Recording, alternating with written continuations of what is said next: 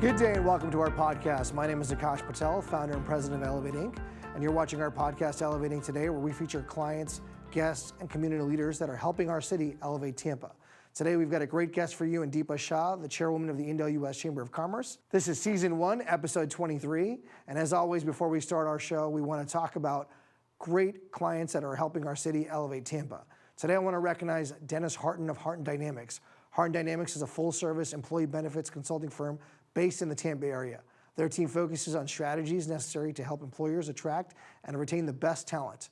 Their expert advisors consult with clients to provide simplified yet innovative employee benefits programs while also finding ways to help combat the rising cost of healthcare. We love working with Harton Dynamics. We're so glad they're back with us again. Thank you, Harton Dynamics and Dennis, for all you're doing in our community to elevate Tampa.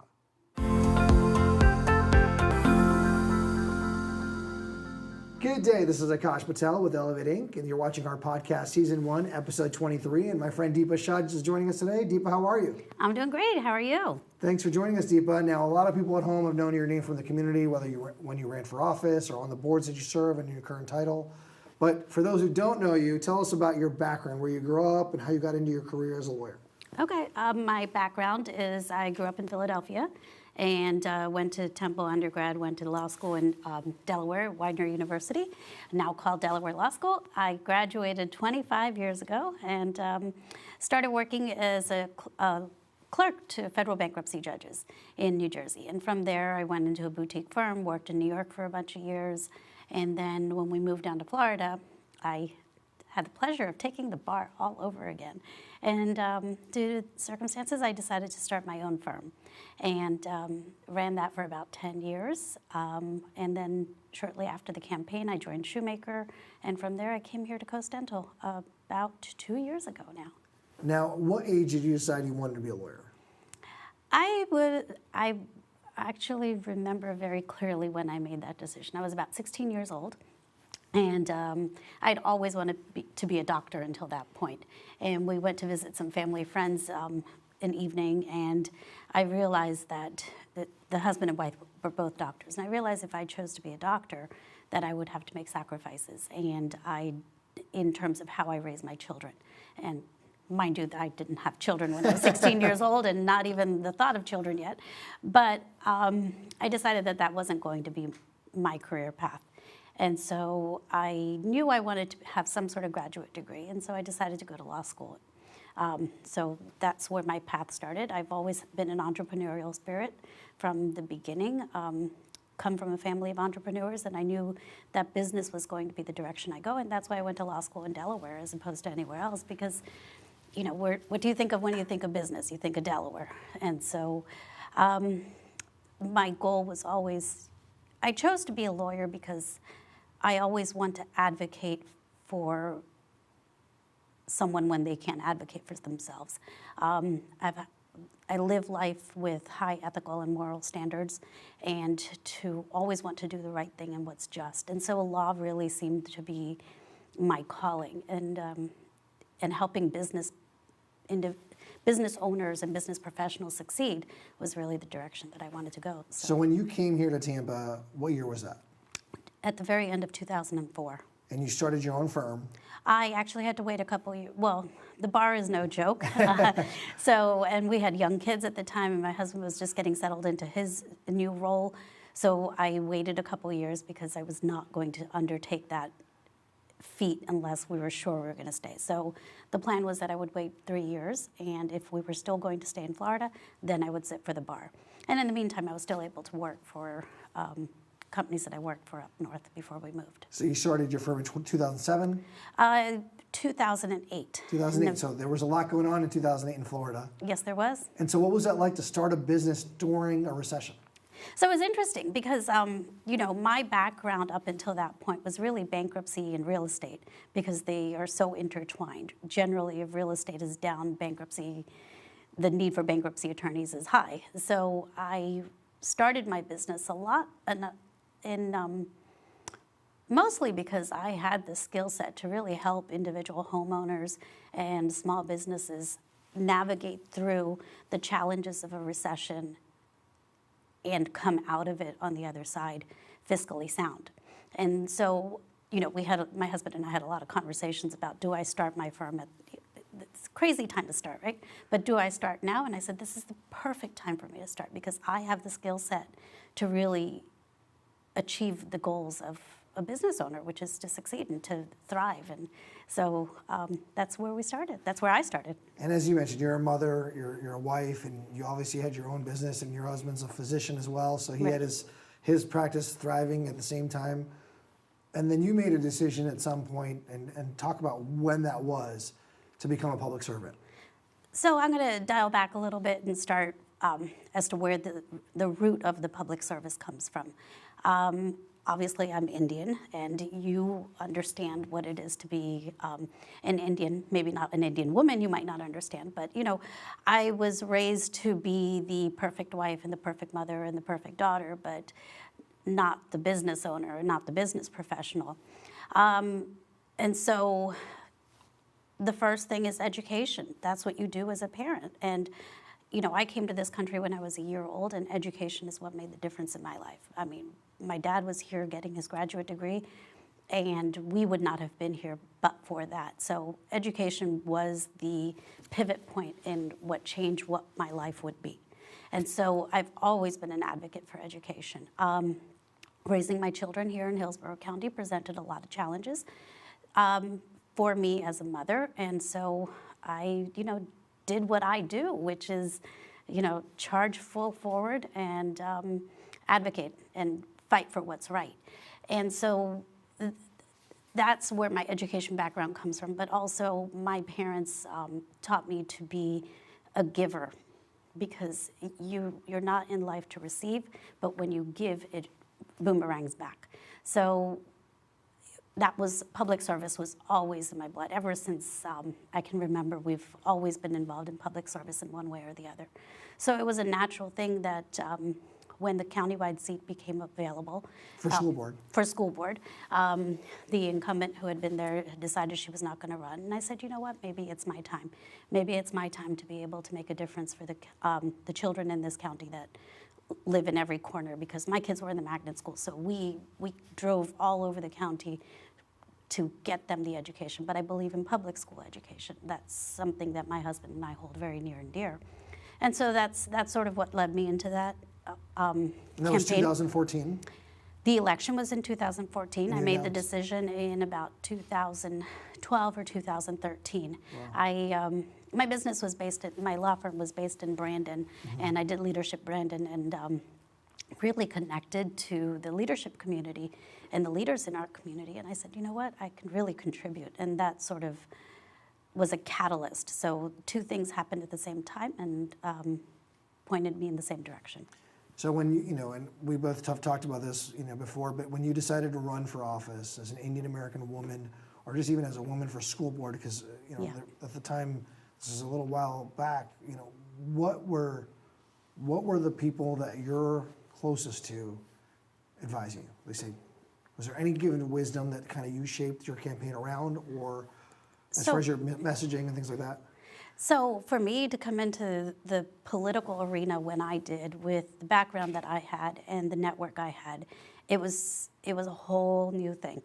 And we learned the road as we walked it. So, feet to the fire, learning every single day. We did not have, we watched politics on TV, but politics was not something that we did.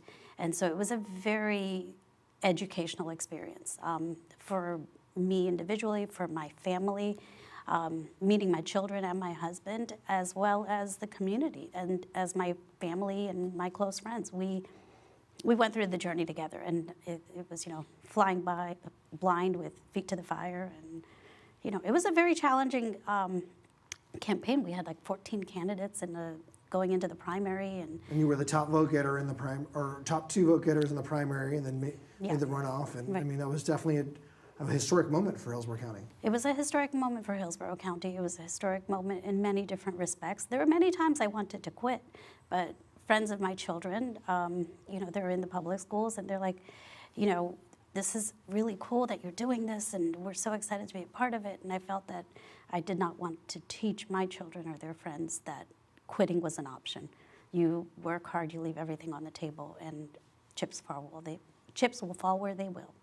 Now, after the election, obviously, it didn't work out the way we wanted, but you got a call from Governor Rick Scott. Tell us about that. So I was reached out to and said, the call was, what do you want to do? Do you want to continue serving? And if so, where do you want to serve? So I said, of course I want to serve. That's me. That's what I want to do. I want to serve my community. There's so much potential in this area. And there were a lot of options. And I chose Hillsborough Community College and submitted my application. And I chose Hillsborough Community College because, to me, education was that first step on the ladder to change your life. And a community college is really where that happens. The students that come through a community college are the ones that have very few options, have very little direction and guidance, and the impact that we can make by providing them the tools is far greater than another institution would be, right? I mean, a K-12, it's a great, K-12 public school is fantastic, but all kids are going to go through it. But Hillsborough Community College is not, it's a difficult choice for a lot of people. So I wanted to open the doors and really create opportunities. So share with the viewers, if they don't know about Hillsborough Community College, how many campuses, how many students, what your special industries as far as teaching that you specialize in? Hillsborough Community College is a very large organization that has a very wide bandwidth of what we do.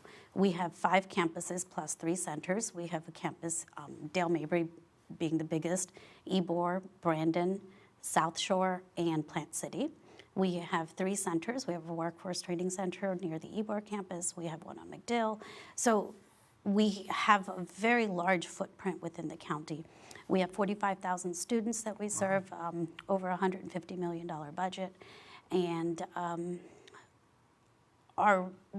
every campus and we do everything. So it's amazing. We have healthcare. Our allied healthcare building that we just built is home to so many healthcare professionals and paraprofessionals, and everything is stacked, so a student can come through HCC with the associate's degree and lead to a bachelor's degree and lead to graduate degrees, so that they never miss a step and they can continue in their career growth. We have workforce training, and that could be anything from auto mechanics. I mean, I would believe that if you went out to your auto mechanic shop, most of those people in those shops are students of ours at some point or another. We train electricians, plumbers, everything that exists. We want to make a person become a self-sufficient individual and provide them with the tools to be able to do that. Now, when people look back on your career at Hillsborough Community College as a trustee and you were a chair, you fought and advocated for student representation. Where did that come from? Why was that important? We have to keep in mind why we exist as any entity or any organization. As Hillsborough Community College, we exist to serve the student and serve the community. And those two things have to come together. If we're not serving the community and not making our community a better place by providing the talent that we need, then we're doing a disservice. But at the same time, a student is coming to us, and that's our focus. If they want to come to us and get an education, we need to make sure that coming out, they're going to have a job. So you have to complete that circle, and that's my focus has always been the student and the student experience, and making sure from the day that a student starts thinking about coming to Hillsborough Community College to the day they walk in and apply, register for their classes, and then when they walk across the stage and go into a job, that we've done completed the whole circle for them and made it a comprehensive experience. So one of the first things I realized within my first 6 months on the board was we don't have a student voice at the table. Right. And the saying goes, if you're not at the table, you're on the menu. So I reached out to the governor's office and the college and I, administration, we reached out to the governor's office and said, we wanted to get a student representative on the board. They don't have the right to vote, but they have a voice, and we need that voice, because how can we do our job as a trustee if we don't know what the student is experiencing? So we got a student trustee. We're only the second school in the entire state to have that, and even today, we're only the second school. And we are now working with our fourth student trustee, and it's been absolutely amazing watching these young individuals come on and grow from not understanding how a board works to come out and being leaders and watching them achieve the things that they're achieving out in the world now. Well, congratulations. That's definitely a great legacy for the community college and for students. So now I know Coast Dental is where you're employed, and a lot of people know the name Coast Dental. But talk about the organization and how you came to serve as your vice president general counsel. Coast Dental has been in existence since 1992. It was publicly held at one point, and now it's privately held by a family here in Tampa Bay. Okay. A few years ago, 2 years ago, in fact, they were looking for a new general counsel, and a mutual friend of mine, a friend of mine that was friends with the owners and had worked with the entity, reached out to me and said, "Hey, listen, do you want to take a look at this?" And I said, "Okay, let me look at it." I looked at it, and it fit everything of where I wanted to go. My next step in my career at that point was being general counsel. When you're a lawyer, I felt that I was being a Band-Aid. I would address one situation, review one contract, resolve one issue, and then my client would go on and do their thing, and I wasn't a part of it. I didn't feel that connection. I didn't build that relationship. And so being in-house counsel would allow me to see the impact of my work and be a part of directing the ship. So when this position came available, it was perfect for me. It was healthcare, which is what I've been, I started my firm as a bankruptcy attorney, but very quickly, because of my circle of friends, it became all about healthcare. And I've been doing that for a long time. So, and my dad is a dentist. And I grew up in his office, helping him, in the front desk and in the back. And so it was a very natural synergy, and it really tapped into all of my skills. And how many dental offices do you have in the area? So when I joined, we were just exiting California, so we had 5 states, and we had 180 offices. Wow. Now we have, through COVID and everything, we've had to restructure, of course, and we have 108 offices in 3 states now. So we're in Texas, we're in Florida, we're in Georgia. Florida and Georgia are our big footprint states, and when we started this year, we had 1,000 employees, and we have worked hard to keep them all. So wow, yeah. So talk about that. So March, we're almost a year ago now. March 2020 hits, and COVID-19, and now people have to shut down. Some sorts, almost everything in the community. I mean, dentists are essential, but some have some obviously some fear of touching in contact with COVID-19. What went through your mind? So it's interesting that you mentioned, dentistry being essential. In fact, some of the governor's orders in the states that we're in deemed dentistry as non-essential. But not in Florida. We were shut down. Oh, wow. We were shut down except for emergency services because we needed to provide relief to the hospital system. But for me, it all started in mid-February because we started seeing it then. I see this virus growing. By the way, my husband is a pulmonary critical care doctor, so right. This is what he treats. My sister-in-law is public health doctor. So we're having the conversations much earlier because we're hearing what's happening, and we knew that this was, my sister-in-law teaches on this. So I was preparing the company, I was preparing leadership for what was to come. I didn't know that it was going to be a pandemic. I did not know it was going to be a 100-year pandemic. We were hoping that it would be like SARS and MERS, which would be short-lived, but it wasn't. And I led the task force, the COVID task force, on navigating our company through it. And it has been a very challenging year. Return to work protocols, day-to-day challenges, and how, everywhere you go, you're being asked to put a mask on. But you come into our office and we're saying, take your mask off and open your mouth wide because we're going in, right? It's a challenge. Yeah. It's a very challenging place to be right now.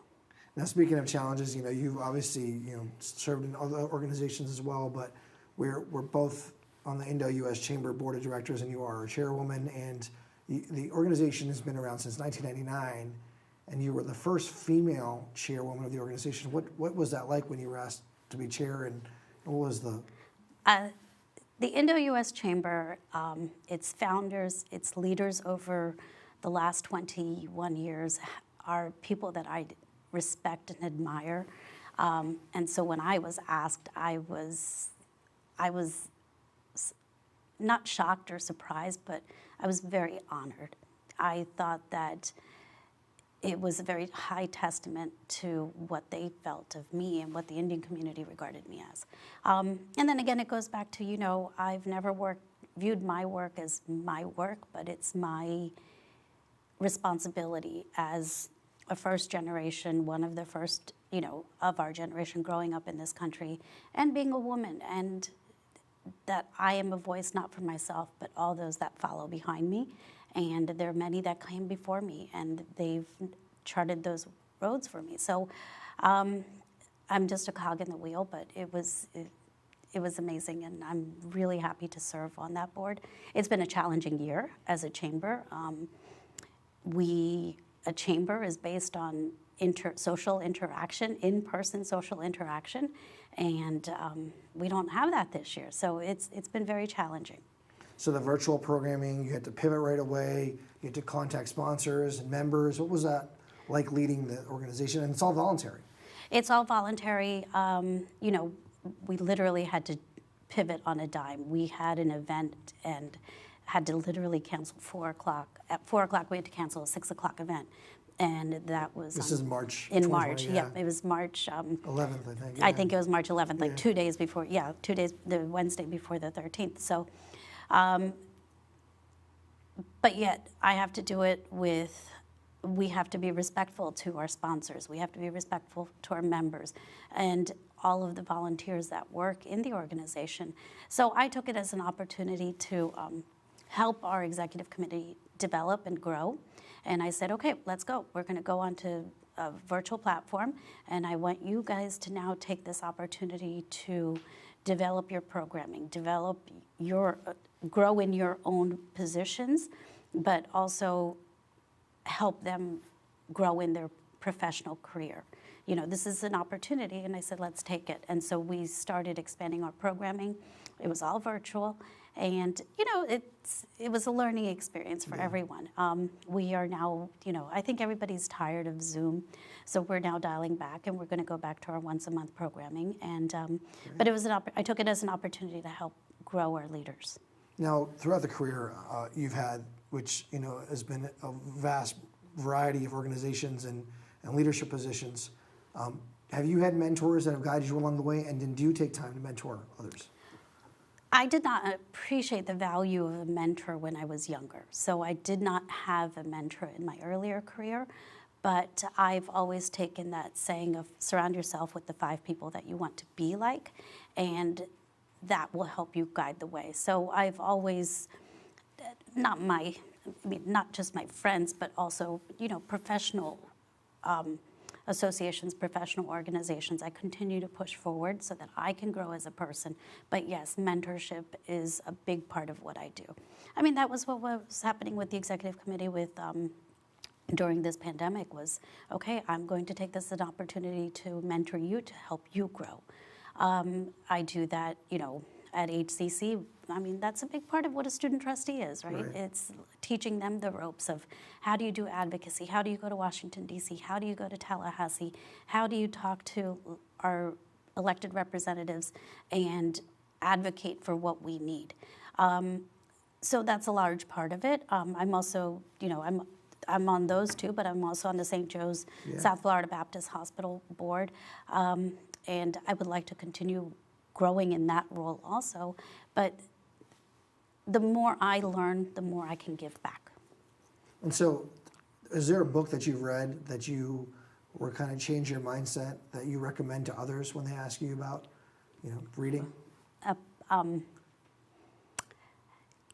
There are a lot of books. I'm a voracious reader. I read like 2 books a week. Wow. So I'm always reading. So there are many stories that have inspired me.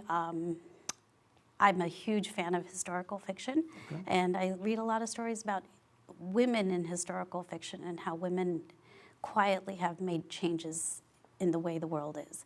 And those are the things that inspire me. It's not one book, not one character, but a combination of a lot of things. Well, it's 2021, and in 5 years, we always talk about the future. Where is Dipa Shah, and what is she doing?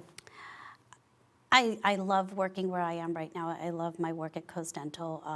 We have an amazing group of people that I work with, and I've liked my work. I think where I see myself in 5 years is being on a corporate board, taking my vast array of skills and the ability to look at things very objectively and strategically, and to help those businesses continue their journey. And you're in Tampa Bay area.